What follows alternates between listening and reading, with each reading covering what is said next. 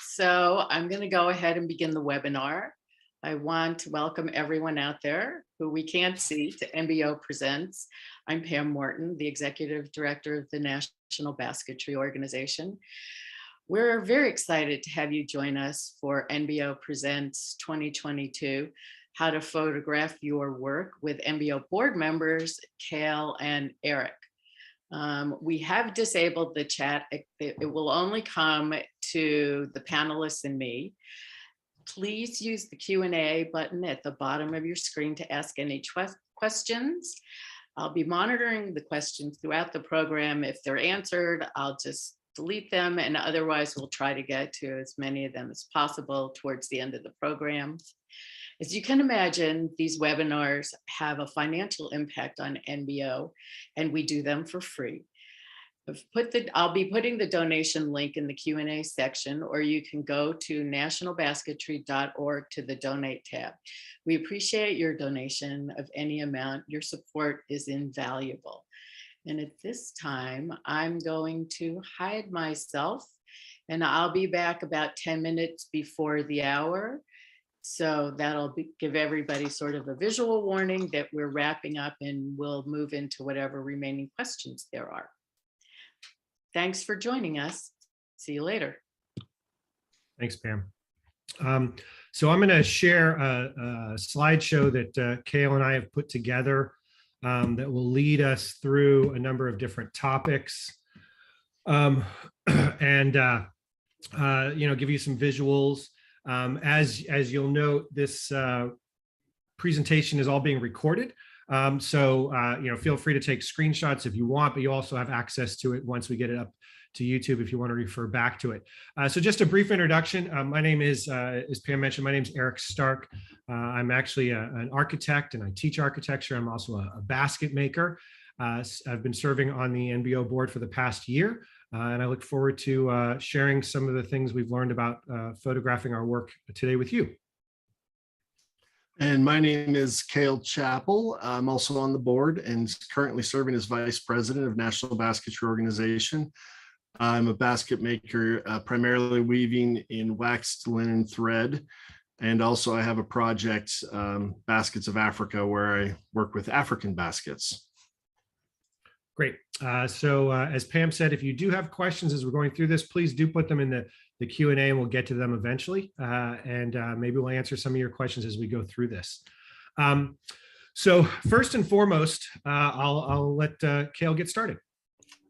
All right. Well, the first question that should be answered is, why do you need good photos? And the number one reason that we're addressing here is for submitting to exhibitions. Submitting to exhibitions such as NBO's upcoming Every One 2022, which is an online exhibition for every member of the National Basketry Organization. And if you're not a member, you can still join and become part of that exhibition. But you want to, put your best foot forward and have nice photos of your work. So when people see it on the internet and when the jurors see it, it looks nice. NBO has another upcoming call for entry called Art Evolved Intertwined, which is a joint show with SACWA, the Studio Art Quilts Association. So we have a couple of submissions or calls for entry coming up real quick here. Another might be if you're submitting your work to galleries for posting on social media, and just to have your work looking its best when you present it to anyone. Great. First off, let's just talk about a little bit about the difference between getting professional photos taken and your own personal work. It's sort of the fundamental place I think you want to start. The question of should you hire a professional is really up to you. And I think it depends on the quality of work you're looking for and why you're using that work. Certainly, as I think anyone out there, whatever profession you happen to be in, understands that a professional certainly brings some skills to the table. A professional photographer is going to be a better photographer than you or I if we're not doing it professionally. So how does that work? I would certainly suggest, having worked with a professional photographer for some of my work in the past, is find someone who's got good references, perhaps someone you know. I think fundamental to that work is you want to find someone you're actually collaborating with. The photographer that I use occasionally, I'm there during the photo sessions, so I can tweak the baskets. I mean, there are things I know about the work that the photographer doesn't. And obviously there are things about the photography that the photographer knows that I don't. So it really wants to be a collaboration. So I think first and foremost, you want to find someone that you're comfortable collaborating with. Then you'll just bring them their work, bring the work to them. I think if you're going to do it and you're going to pay for a session, having multiple pieces, maybe stuff you've made recently or stuff in the past, is always worth doing. And in that way, you're going to get a certain quality of picture. But can you take your own photos? Of course you can. And that's what we're going to show you how to do today. I think you can take photos of a quality that are good for almost any situation. I know a number of calls, certainly some calls that I've entered. The initial photographs are ones I've taken for myself. And if I'm successful and I'm part of the exhibition, often it's at that point that I'll actually take the time and spend the money to hire the professional if I'm looking for something above and beyond. But I think definitely your own photos can be used in almost all situations, if not all situations, depending on the time and energy you put into them. And I think that's fundamental to understand, is that in taking these pictures, it does take some time and effort. It does take some thought, much like the thought you've put into your own work. So just keep that in mind. Part of the idea of that goes along with hiring a professional is this idea of photo credit. And that's really like any of us want credit for our work. So if you've got a photographer and you use that person's photograph, you just, under the photograph, it says photo by John Doe, Jane Doe, whoever it happens to be. The key thing I think with photo credit is you want to have this discussion with your photographer before you actually pay for anything, because depending on the profession, depending on how the photos are being used, you don't always own the photograph. So I'll just use my own personal experience. As an architect, architectural photographers, they own the image.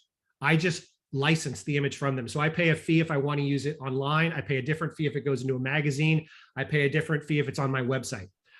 That's not necessarily, nor typically, the situation when someone's taking pictures of your products, but you want to know that up front. You want to understand, and certainly I would suggest that you want to gain and own the image itself, and then you can do whatever you want. For some photographers, they might charge you a little bit more for that, but again, that's why you want to know up front if that plays into it. Some photographers, they'll take the picture, you've paid them, you can do whatever you want with the pictures, and you want that sort of freedom, I think, rather than licensing the pictures. So that's probably the one thing you definitely want to have that conversation with a professional before you get going. Now, a couple different kinds of pictures that we're going to talk about, the difference between editorial and product photos. So editorial pictures are the kinds of stuff you'd see perhaps in a magazine. You'd certainly see them on social media. I'm going to show you a couple examples in a second, but they're really about context. They're telling a story. The product photos is all focused on the individual object. And it's really that we use for exhibition submissions, because you want the viewer to be focused purely on the work itself. Where the editorial style photos you're going to use mostly, as I mentioned, in social media or when you're telling a different kind of story. So quickly, I'll show a couple examples. I think here's a terrific example. This is an editorial picture. This is actually a work of Kale's. It's great for social media. I think right away in terms of telling its story, you get this very clear sense of the Southwest. He's done a wonderful job in terms of the focus is still on the piece where the background is slightly out of focus, yet he has taken the time, and this doesn't just happen by accident, he's taken the time to consider that background. And I think that's key when you're taking an editorial type photo, which is great for social media, is to again, think about what is in the background. It's still an image of your work. It's still something you're putting out there. It's going to be online for a long time. So you still want to consider it, but you're telling more of a story. That said, that story, that background can sometimes be distracting, right? It certainly adds something to the picture, but when we get to exhibitions, it can be somewhat distracting. So here's an example of a product photo. It's straightforward. It showcases only the basket with no distractions. And for exhibitions, you want that focus on your work. Some exhibitions will allow you 2 or 3 photos. So maybe you're taking it from the top, as this one was taken, from the side. That's fine, but it's all the focus is here. And that's what you want for an exhibition photo. And that's what we're going to show you in a second. So I think the editorial photos, they're more like, as it described, they're snapshots. Again, consider the background, but the product photo, which is what you're going to want for exhibitions, it basically peels everything else away and focuses purely on that. So how do you take product photos with a blank background? We're going to show you that in a second. Some concerns: do I need a fancy camera? No. You certainly can use one, but you can do it nowadays. If you've got a decent phone, that's the way I shoot most of my stuff. The cameras in there are incredible. Do you need a lot of equipment? Again, no. We'll lead you through a couple of how simple it is to do. And at the end, in terms of software, Cale's going to give you a demonstration of an online app that you can use selectively. I think, as I'm sure he'll describe, you always want to take the best picture first. It's not something that you're going to want to fix in post-production, but you don't need any of these things to take good photos. A decent camera, you're going to need some source of light, and maybe some computer software to do some adjustments after the fact. Cale, I'll turn it over to you. All right. So I was just going to add one thing on photo credits. Basically, you need a photo credit to give credit to the person that took the photo, even if it's a family, a friend, maybe a gallery, a museum, whoever took that photo. You need to get their permission to use that photo. And if we go back one slide there, sorry. So make sure you have permission to use the photo before you use it. That's important. This is a small professional type studio with probably somewhere close to around $15,000 worth of equipment. You don't need this to get your photos for exhibition submissions. I actually find that I take worse photos with all this equipment, because whenever I go in there and try to use it, I don't know what I'm doing. Adjusting all the lights individually, all the cameras on the big fancy camera, and you see this orange cord that runs over to the desk. You actually control the camera from a computer. It's just too complicated. So often I get terrible photos using all of this equipment. This is for professionals to use, not me or most basket makers. So here's an example of a photo that I took with a cell phone without any equipment at all. And that made it pretty easy. We're going to get more into how exactly we did this, but let's look at the next slide, which shows you this is the setup. Instead of thousands of dollars worth of equipment, all kinds of fancy stuff and complicated things to use, I literally took a piece of butcher paper. I taped it to the wall over, this is my bookkeeper's office because she has a window. Put it over her desk. There's a window. You see a window kind of to the left of the image, but it's mostly blocked out. There's a little bit of sun that comes through that. But above that, there's another window that has filtered light coming in from the left-hand side of this setup. And I just use some of that blue tape that you use for painting. It comes off easily so you don't mess up your wall. And it's coming straight from the wall and then curving down to the flat surface of the desk so that it makes a cove. Making this cove, you don't have, if you use two pieces of paper, one flat on the wall and one flat on the table, you would have a horizon line that then you'd be trying to work to try to get rid of that horizon line. By making it just curve into a cove, you don't have a horizon line, so you can have a really good picture to start with. The next. So the white is the best and preferable because, again, what you want to do is show off your work. Your work is the basket or the object. You don't want to show off the background and have distractions for the jurors or the gallery owners or whoever it is that's looking at your work, and even on social media. Now, if you don't have the ability to do butcher paper or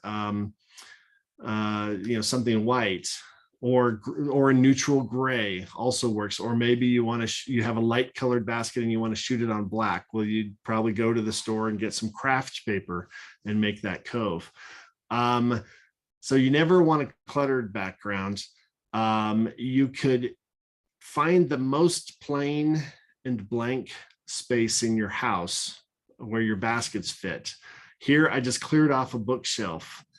and took the picture inside the bookshelf with this one. Actually, the light was behind me because the window happened to be behind me, and it was actually enclosed inside a bookshelf, so no light could come in from the sides. But it's a pretty basic, simple background that would look better than if you took it on your kitchen table with your kitchen behind it, or in the living room with your TV and things like that behind it. This is less distracting to the eye, and your eye pretty quickly focuses right there on the basket. We have a question about shadows. Okay. I'll show you a little bit more on shadows. They could be good or bad. That's kind of up to personal preference. We'll look at this a little bit more, and I'm going to turn it over to Eric right now to talk more about the lighting. Yeah, we'll touch on this a little bit. So I think one of the fundamental choices, and Kale already talked about sort of natural lighting, is natural versus what I would call manufactured. It's sometimes called artificial. I don't really like that term because it's not artificial. It's real light. It's just man-made light versus the sunlight. So I use the term manufactured. So I think the easiest thing, certainly, again, because it's out there and it's free, is to set up near a window, as Kale described in his previous slides when he was taking pictures of that rose basket. I think you get a nice filtered light. You want it to come from the side. In terms of the question of shadows, again, it is a personal preference, but in general, unless there's a real desire for you to have that contrast where in a sort of sharp shadow, I would certainly suggest that you don't use direct sunlight, that you want it to be filtered. And I think certainly in an exhibit, that's what they're looking for as well. Once you start getting into the sharp shadows, it really becomes the photograph itself starts to become more important than the piece. You want it to be as straightforward as possible. So you really want the light to be diffused. Filtered through a window is great. If you need something in front, you can put a lightweight, some sort of fabric or something in front of it, but you just want sort of a general filtered light. So I would certainly, and you'll notice, you can see in a couple, the third bullet here says experiment. I think that's the key to any of this, right? Is try it with greater shadows if you want to see that. Try it with a different angle of light. Try it with a different background. I think you're going to, just in the same way I'm sure all of us have learned through the act of making, when you're actually making your baskets. The same thing is true with the photography. You're not going to get it right the first time. So give yourself a few hours to experiment, to try different things. I think what you do want to avoid certainly is something that's too dim. If you've got a really dark day, it's not going to be great for shooting. You're not going to get that filtered light. So it's not the best day to even experiment. So if you can figure out that window and a place to set up, and then give it a bunch of different tries, I think you're going to get the best results. That said, if you don't have a window, or you wanted to do something with a little bit more technology, you can, and you wanted to use manufactured lighting, you can use a light box. And here's just a couple quick images. You can find these things all over Amazon. They range in price from $30 to $250. The ones you see here fold up, they're easy to put away, and they come with lights already built in. So you can see on the image of the left a couple cords. It's going to be some broad spectrum LED. It's going to give you no shadow almost. It's going to just sort of fill the box full of light. Again, as we've shown, and we're not trying to spend your money. As Kale showed, I think so well, you can do this with a piece of butcher paper and get a decent photograph. This is just another way, if you want a different kind of light, if you want to be able to shoot at anytime during the day, this is a fairly inexpensive way to be able to shoot those photographs. And again, most of them, if not all, fold up so you can put them away. You don't have to keep this stuff out. There's a lot of YouTube tutorials on specifically how to do this better. But certainly from what you see here, and I think in general, you can see, one reason I grabbed these two pictures is the one on the left just shows that camera using a tripod. I think oftentimes, although cameras are very fast these days, if there is an issue, sometimes it's just your hand shakes and you have to take an extra photo. Tripods of this scale are relatively inexpensive. Again, you might want to spend some money there, even if you are taking a photograph just on a piece of butcher paper. I probably would spend a little money there before I'd spend it on a light box. I happen to have a light box. Depending on the size of your work, they can get pretty large pretty quickly. So it's something that you just need to judge, but certainly another option, sort of a middle ground between the full-blown professional setup and just doing it with a window.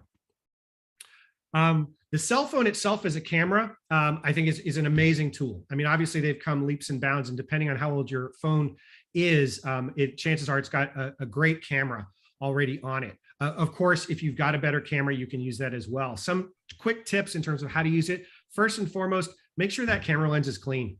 It's in your pocket, you've put your finger on it, you'd be surprised what shows up in those photographs. So just take a second and wipe that off. Secondly, get close to the basket. Again, it's not, when you're taking a product photo, it's not about the background. So you want to get in there as close as you can, as long as your focus is still good. You certainly can, if you're out a little bit and have too much white around it, you can always edit that, crop it later. But if you can get in closer, you're going to get a greater level of detail, which allows you to use the photograph in multiple ways, some of which Kale will show at the end of the presentation today. Just, as you're taking, for those who are from, I know some of you are very familiar with shooting with your camera, with your phone, some are not. Probably the most important trick I would suggest is when you're taking a picture with your phone, and I don't know that this will show up, but when you click on the screen, there's a little yellow box. You can't really see it, but there's a little yellow box that pops up.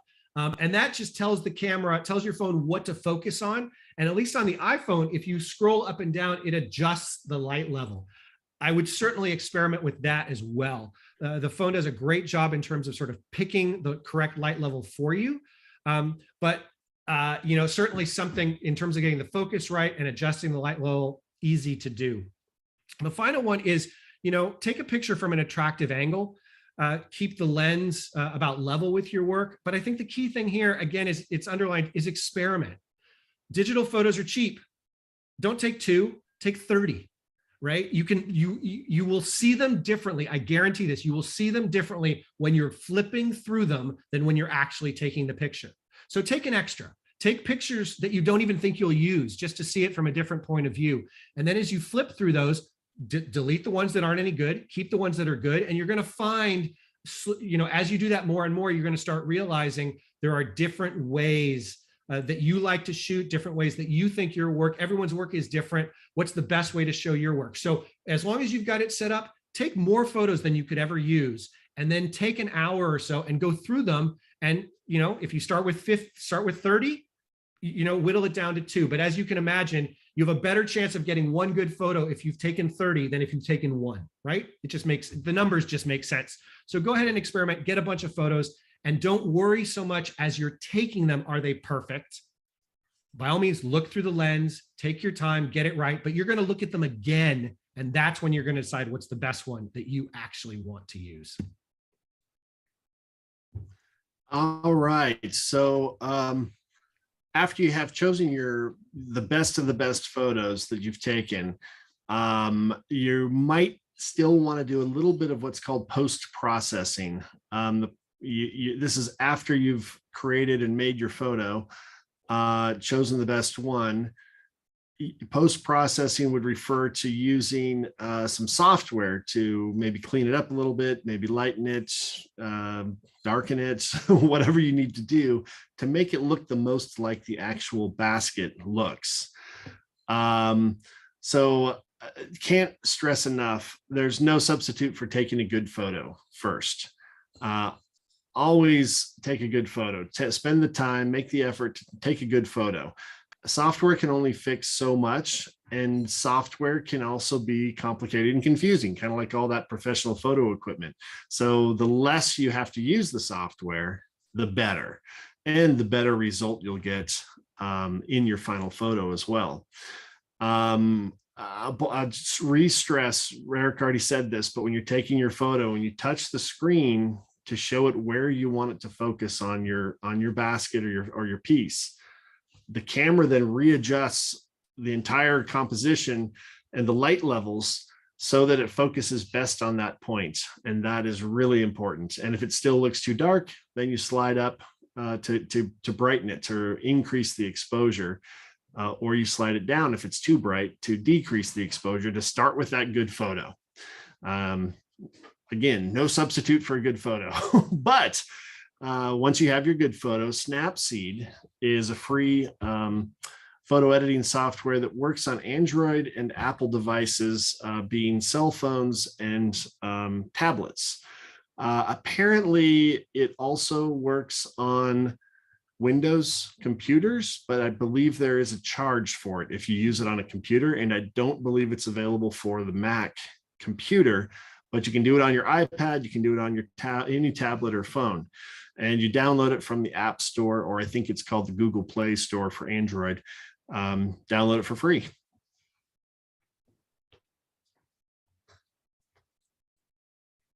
Great. So you want to share that now? Hit the next slide if you could. Oh, there we go. That's right. Before I open Snapseed here, and I'll be sharing it from an iPad. Before I do that, I want to let you know there's a ton of different tools in Snapseed, a 1,000 different ways you can modify your photo. So you can experiment and have fun, and you're not going to ruin your photo. You can always revert back to the original. You don't have to save any of the changes, but you can try all different sorts of things, more than what I'm going to show you. I'm going to show you just the basics today. But when you're doing this, the most important thing is you want to be careful not to over process your images.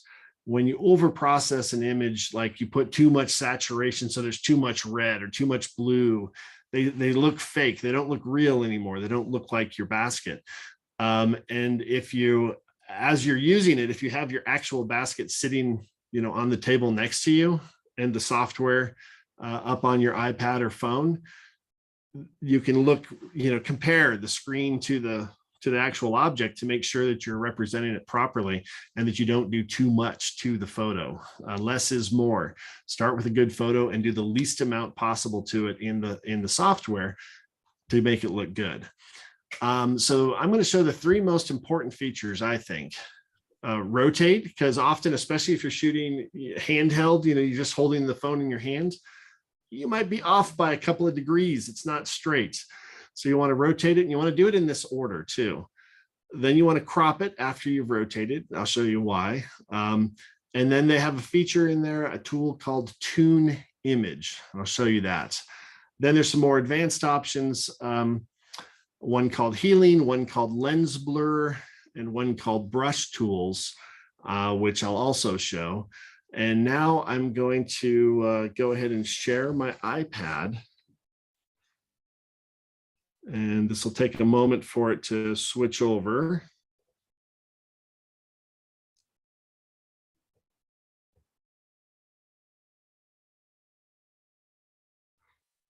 Okay. And when I open Snapseed, let's see here. Down on the bottom right, you'll see this little thing that looks like a plant leaf. That's the Snapseed logo. So that's the app. I open that up, and it's a blank screen. And it says right there what to do. Tap anywhere to open a photo. So I'm just going to hit the plus in the middle. Now, because I'm on an iPad, there's no cursor, so I can't point at things. So I'm going to awkwardly describe everything I'm doing. But I just encourage you to download this and play with it and look at these features first that I'm going to show you. And then you can play with more after that. But I'm going to have to describe exactly what I'm pointing at because you can't see it. So what I'm going to do is I'm going to go to Open from Device up on the left here. There's also a camera where you can take the picture from inside Snapseed. But for whatever reason, I found it better to just take them on my phone and then Open from Device. When you go to Open from Device, it's going to show you your camera roll from your phone or your tablet. And what I want to do is select first this one that I took with the butcher paper. And you can see right off the bat, well, a couple of things. I probably should have used a little bit lower angle. I probably should have turned it a little bit more so I could see inside the basket at the rim because it's interesting inside there. So I didn't pick a great angle, but that's why you take a bunch of photos like Eric was saying, because when you go back from a bunch of different angles, move around, go higher, go lower, try different settings. And then when you pick your best one, as you're flipping through your camera roll, you'll see that one like, oh, that's the one. So pick a good one to start with, better than what I did here. But I can see it's also not vertical. the bottom of the basket has vertical walls and it's leaning to the left. So the first thing I want to do is go to rotate. So over here on the right, there's a whole bunch of different automatic filters and automatic tools. Most of them will make your picture look worse. They often don't make your picture look better. See, this one's oversaturated. It's too much red, too much green. So I advise that you don't usually use any of these. So I'm going to go back to the very top option, which is current.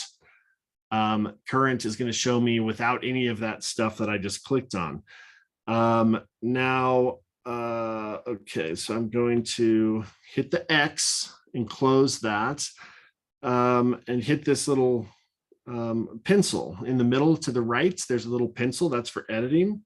So I click on edit and it brings up all of these tools, and it's a little it looks overwhelming, but that's because you don't need most of these. Or you can take hundreds of hours later to play with them all, but I want to just show you the most important ones. So the first one that I mentioned is rotate. And in the second row of icons at the top and the second column is rotate. And it looks like a little arrow going around chasing itself. It's really simple here. Once I'm on this screen, I can touch the screen with my finger and slide whichever direction I want to go. And you can see that blue line at the top and the angle that I'm moving it at.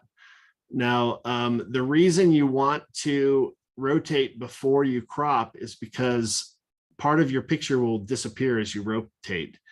And you can see it in a very light gray box outside of the white box, that's the part of the picture that's going to be cropped out and gone. So I want to try to get those vertical sides of the basket, sort of as vertical as I can. I'm just eyeballing it here, but that looks more vertical than it was before. And I moved it, I can see in the top left, I moved it 2.81 degrees, but it looks a lot better because now it's straight. And I can either, at the bottom left, I can hit X. If I don't like what happened, I can hit X and go back to the tools, or I can hit the check mark and lock it in. When I lock it in, I'm still not messing up the original, but I'm locking it in so I can go to the next step, which is crop. I can also, if I want, I can hit this flip button. If I think, oh, it looks better pointed to the left, I'll hit the flip button and now it's pointed to the left. When I did that, it looks now maybe not quite as straight as I want it. So I'm going to just adjust it a little bit more to get it as vertical as I can. And that's pretty good. So I hit the checkbox. I've kind of locked that step in so I can go to the next step, which is to crop. So I'm going to go back to the pencil in the middle on the right. And then in the first column, the second row, so right next to rotate, to the left of rotate is crop. And it has these two sort of right angles pushing in on each other. I click on crop and I can select, however I want to crop it. I suggest you use one of these. I like square because honestly, because Instagram likes square. So I usually try to crop square, but if your work is horizontal and low, like a low oval horizontal basket, for example, then you probably don't want to crop square. So you can choose though to use one of the normal expected aspect ratios, which is a good way to go. But for me, I'm going to go with square. Now I can take the corner. There's still a lot of white space around the basket. So I want to bring it in tighter, and it's automatically going to stay square no matter what I do with my fingers because I selected square. I'm going to bring it in pretty tight to the bottom. I'm going to bring it in, pretty tight to the top. Now it's a little bit off center. So I just click with my finger and drag the box to get it, about in the center. I guess that's pretty good.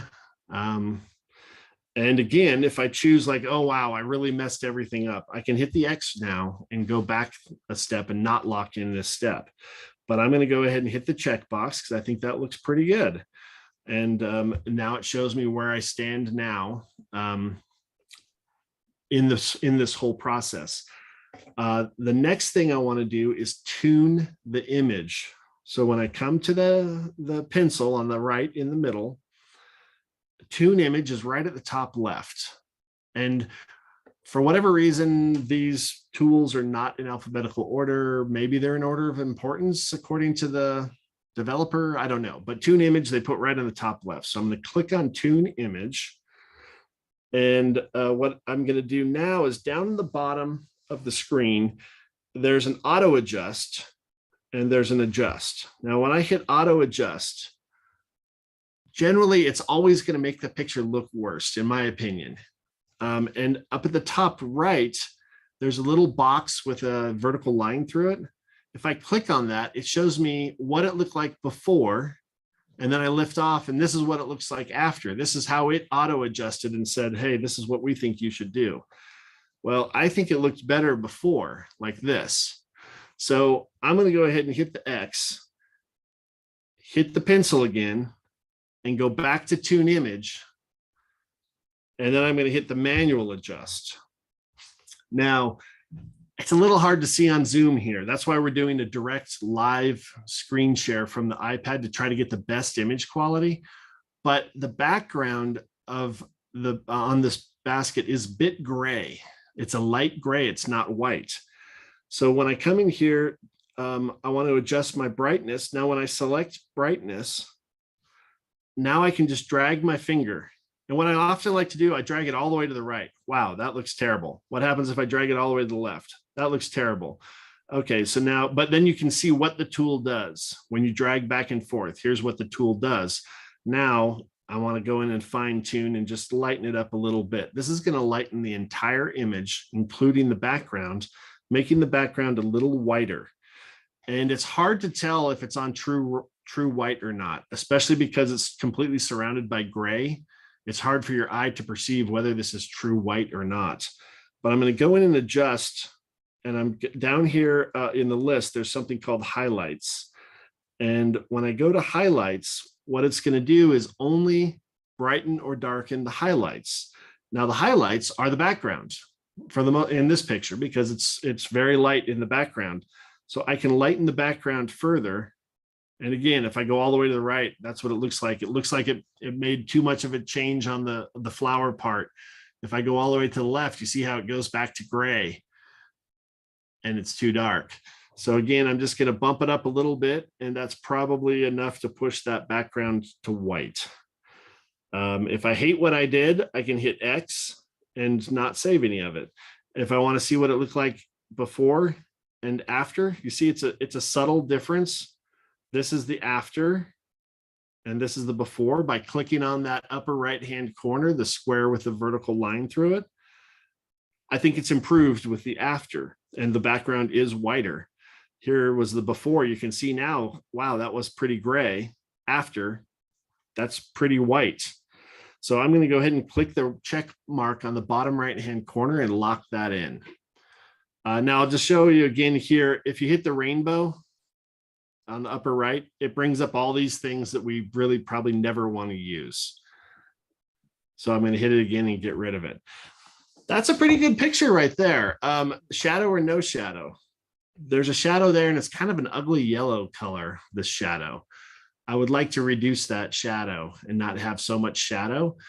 But it doesn't really, your eye is still totally focused on the basket. It's still, this is, would be, I would say, acceptable to put into an exhibition call for entry. But if we go to some of the more advanced things now, let's show you, okay. I want to jump to a different image, but I also want to finish this image. So here's what I'm going to do. Down in the bottom right, there's a share button, the box with the arrow going up. That's a share button. You're probably familiar with it from your phone. There's several options here in share.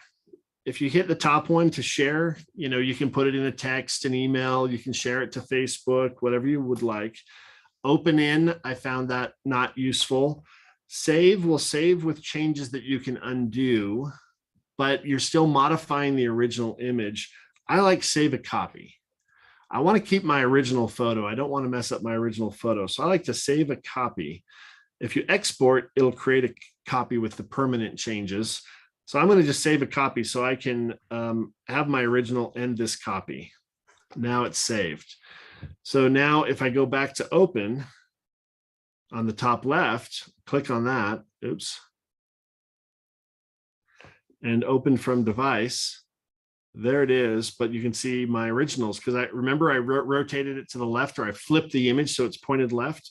The original is still in here, but I also have this modified version. Now to show the next thing, I'm going to pull up this image on the bookshelf. Can I interject one thing? Yes. Taylor? I just want to emphasize something that I think that one wants to consider as you get into this. As you start saving copies, which I totally agree with, try and keep organized. It's very easy to get unorganized with all your photos. So it's worth taking a little extra time, having folders set up. What are the good images? What are the best images? If you think about that ahead of time as you're making the photos, it's just going to make your life easier later when you're looking for something. So just from the very beginning, think of some sort of file structure.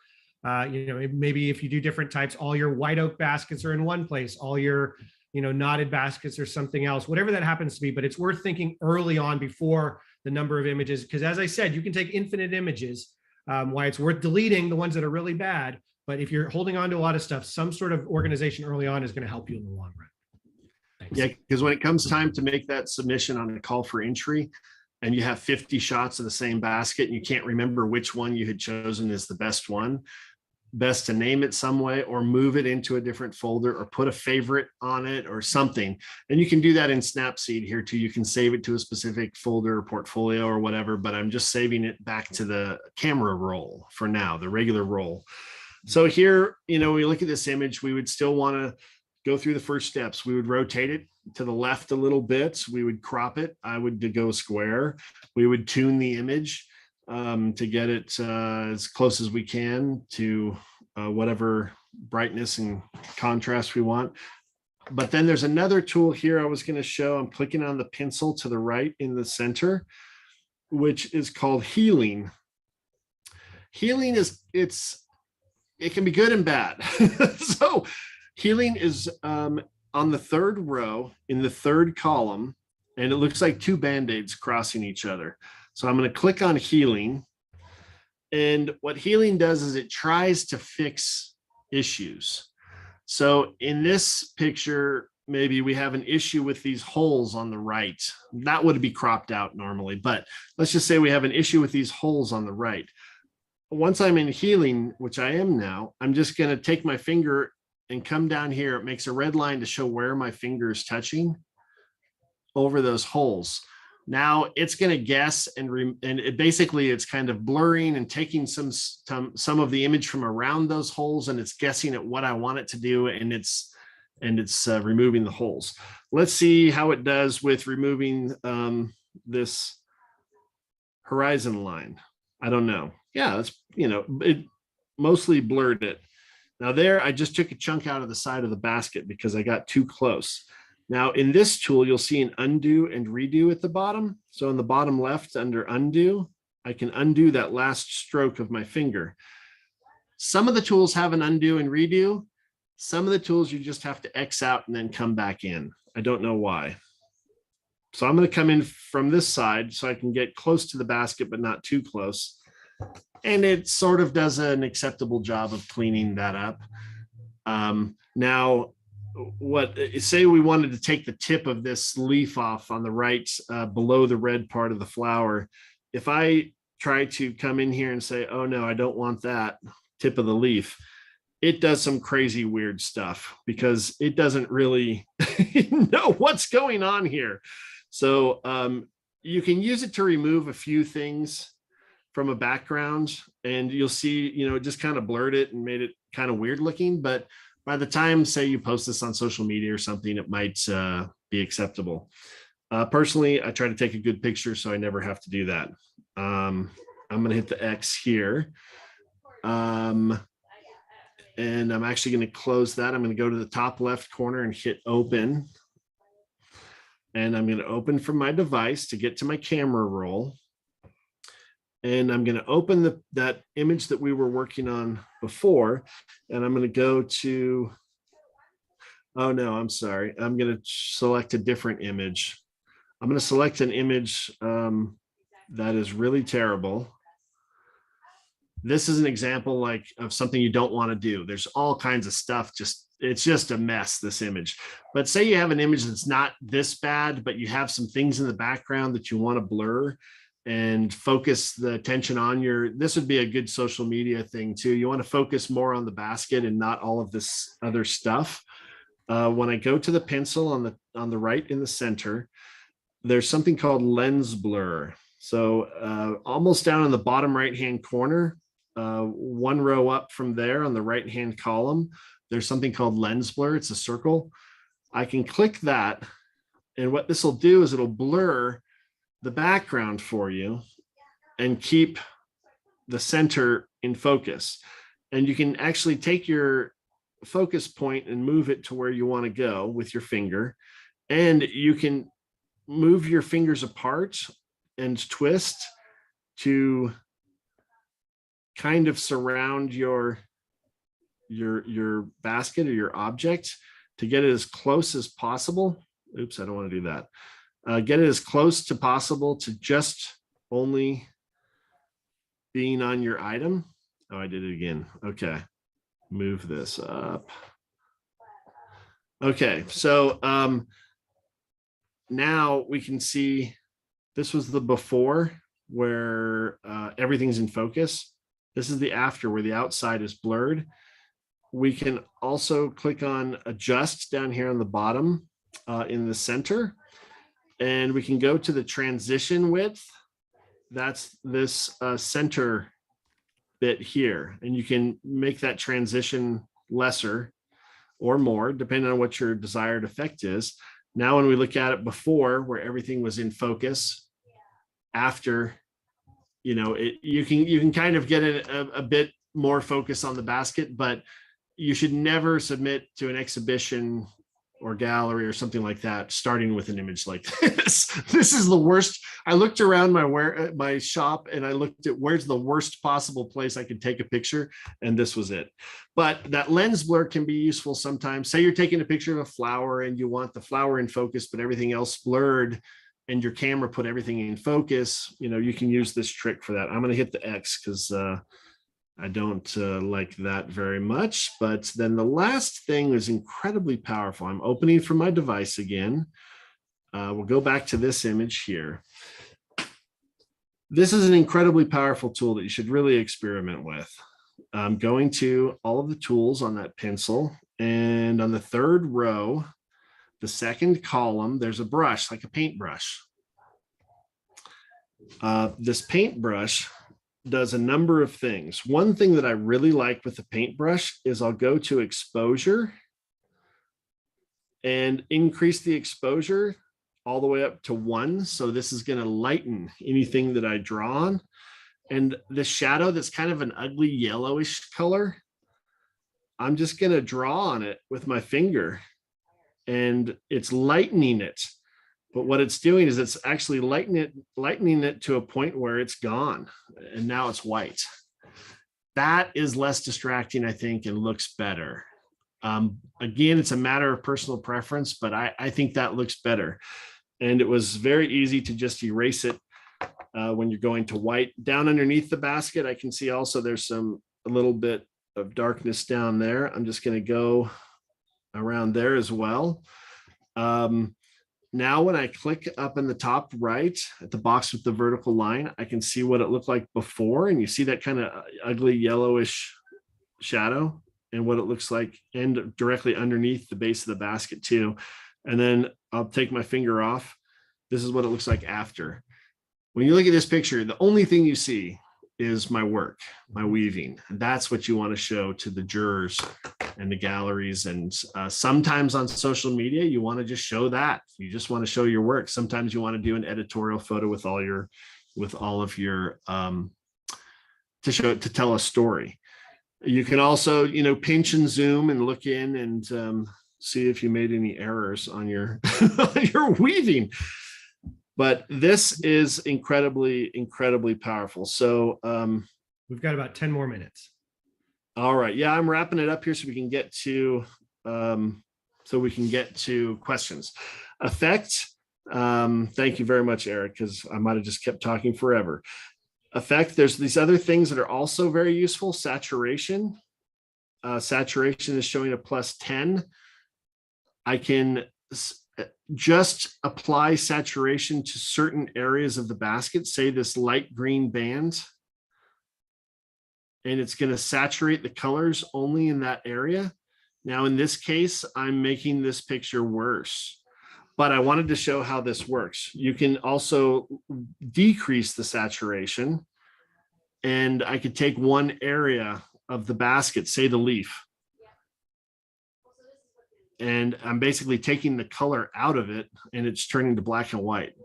So that is a useful tool. And you can also do it to a lesser degree.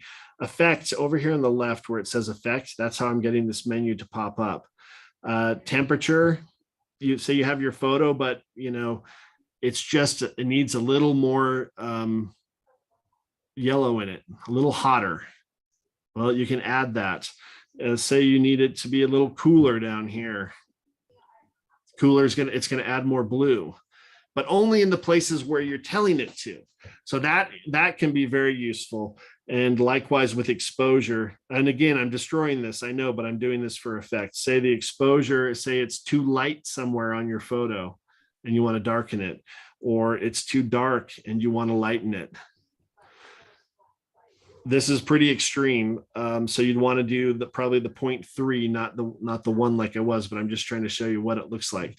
So if you have a shadow and you want to try to lighten it a little bit or darken it a little bit, you can do that. Now this looks terrible, so I'm just going to hit the X. And when I hit that X, I lost the shadow fix. So it works well to do this in stages too. Once you fix your shadow, save it. Then you could go back in again with the same tool and try to do something else. And if it doesn't look good, don't save it.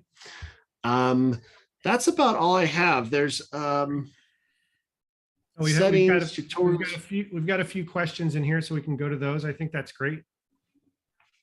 I think the key thing there is, as you see Kale going through it, is feel free to experiment. You're not going to break anything.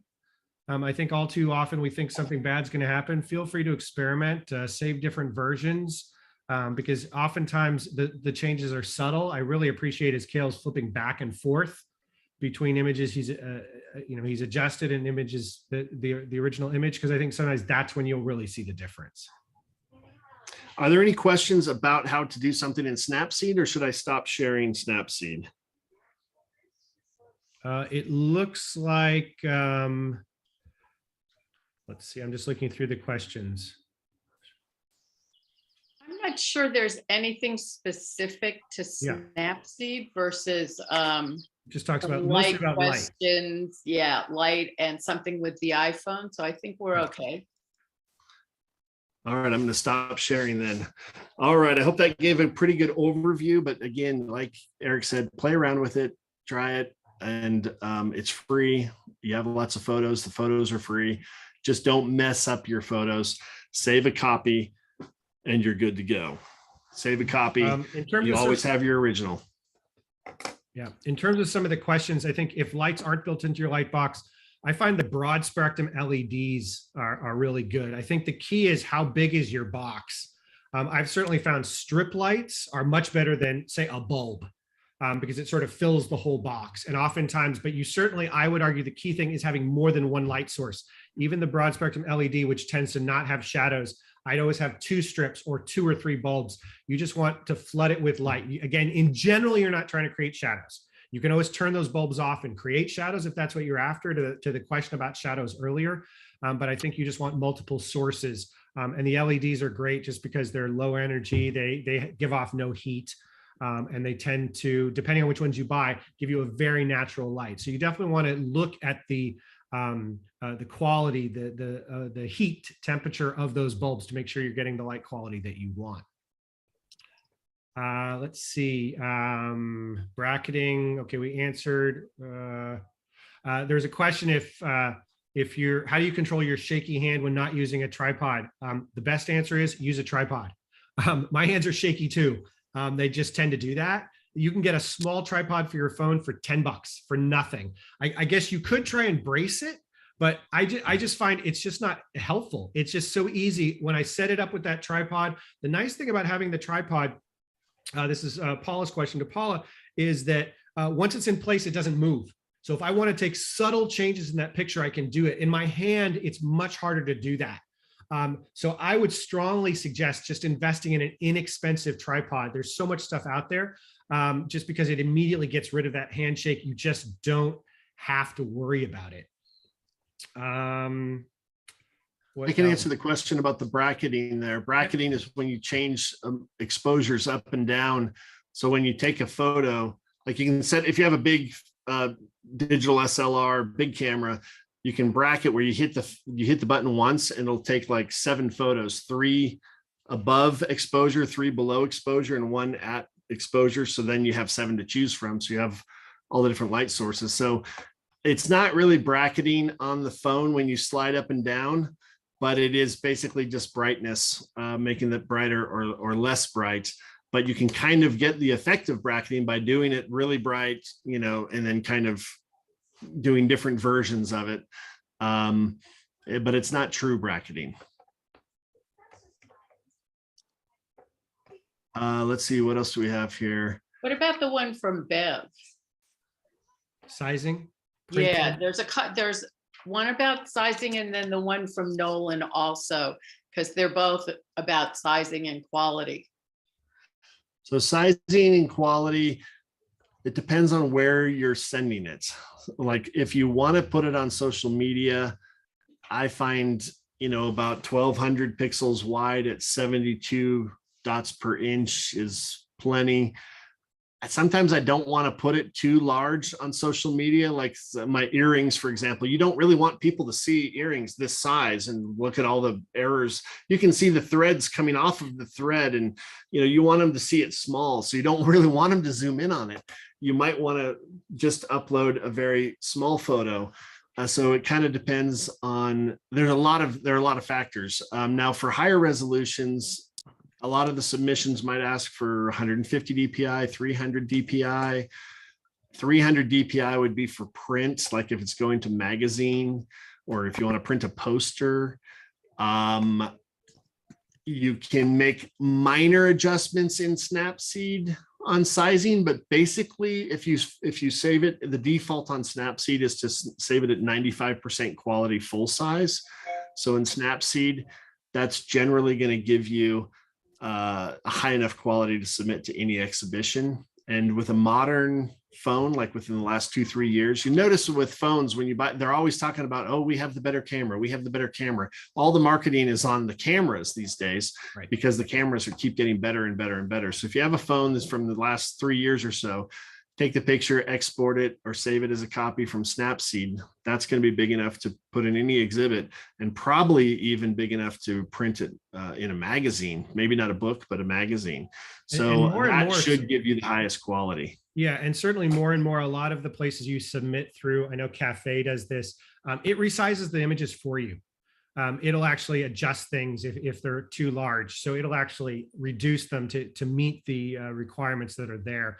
Otherwise, as Cale said, Snapseed has some capabilities to do that. Photoshop is probably the easiest, but you're going to be paying a monthly fee for that if you get that far. So yeah, and I'll point out that the NBO call for entry and submission process, it will automatically size it down too if it's too large for the Everyone 2022 call for entry, and for the Intertwined, the SAQA NBO exhibit.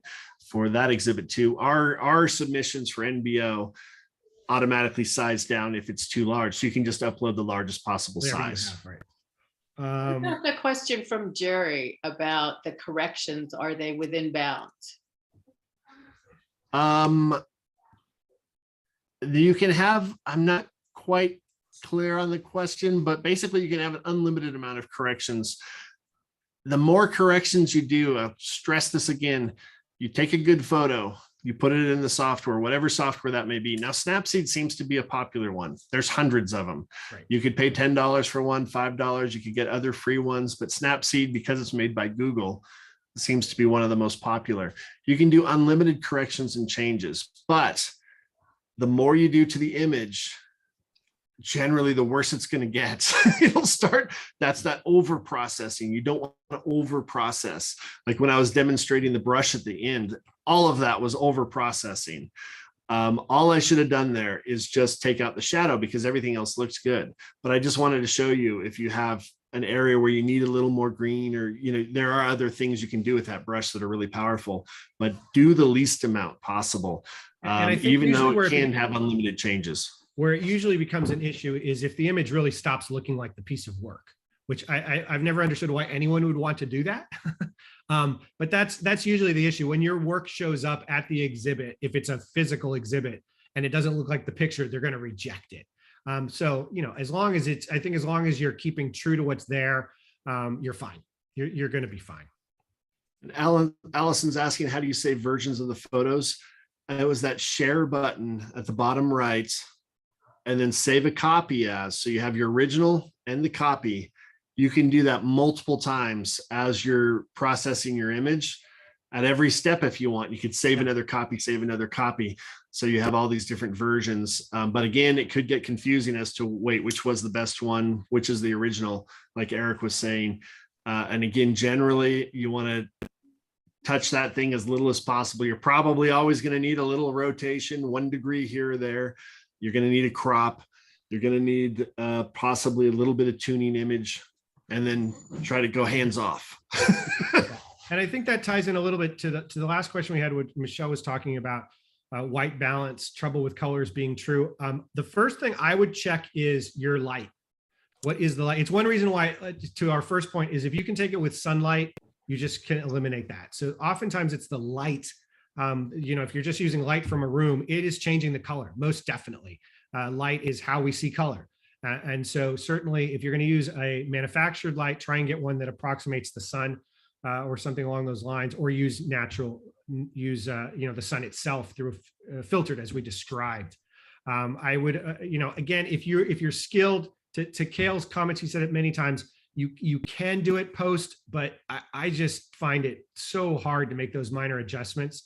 I would try and get the best photo you can from the beginning. And I think if the colors aren't reading true, it could be a lot of things. It could be your screen. It could be what you're looking on. You know, every screen treats color a little different way. But I think as long as you're using a good light source that approximates the sun, you should get pretty decent color out of there.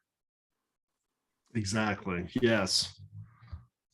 Well, Any other questions? I don't know. I think we've come to the end of the program. Great. So Oh, yeah. I really hope you all enjoyed this as much as I did.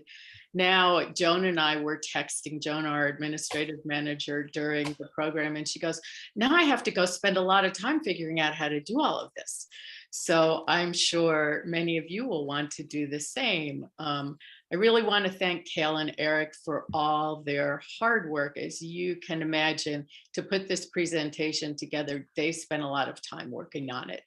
And I thought the program was terrific.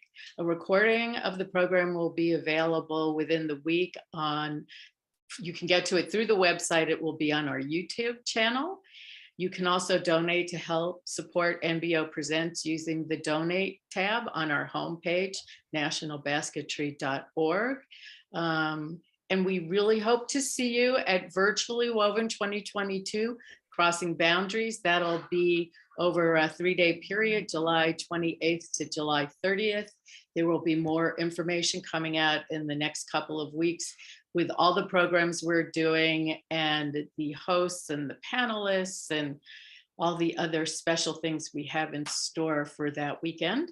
Did we get an extra question or two that we want to look at?